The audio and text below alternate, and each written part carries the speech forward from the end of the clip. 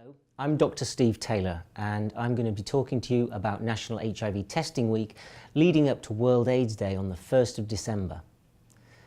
National HIV Testing Week is really important because it gives us the opportunity to really get messages out there about what's different about HIV today and what we can do to improve the diagnosis of people living with HIV. There are over 100,000 people living with HIV today in the UK. But the really worrying statistic is that around 1 in 5 individuals who are infected with HIV are unaware that they have the infection. What this means is that they can't access today's life-saving treatment. Not only that, but they can pass the virus to others without knowing it. This is a complete travesty in this day and age, because if we can diagnose people early, we can give them a life expectancy which is the same as the general population. Late diagnosis continues to be a real problem, with approximately 50% of heterosexuals being diagnosed at a time when they should have already been on antiviral therapy. Late diagnosis causes a 10-fold higher rate of mortality and morbidity within the first year of diagnosis. So it's absolutely vital that we pick up individuals who are infected with HIV early so that we can get them onto effective therapy. That's why you, healthcare professionals, can make a real difference. There is still a lot of stigma around HIV. There are still a lot of misconceptions. People believe that you have to have extensive counselling to have an HIV test. This isn't the case. People think that it will affect your mortgage or your life assurance if you have an HIV test. This isn't the case. Today, I'm urging you as frontline clinicians, nurses, physiotherapists, any healthcare professional, it is within your capability to recommend HIV testing to patients that come into the hospital or see you in general practice.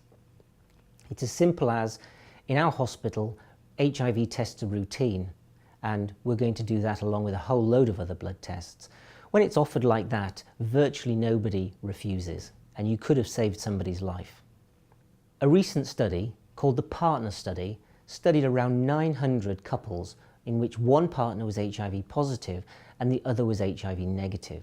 These couples were already having unprotected sex on a regular basis. The partner who was infected had an undetectable viral load. So far, the study has been going on for 2 years. There have been approximately 23,000 episodes of unprotected sexual intercourse among these couples, and thus far there have been no sexual transmissions at all. That's quite a staggering figure.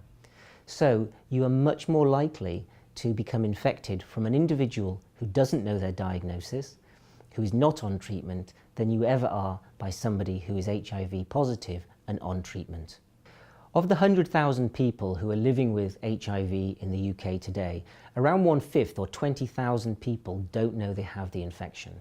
We know that they come into contact with healthcare professionals maybe 5 to 10 times in the year or 2 years before they're actually admitted to hospital in a significantly ill state.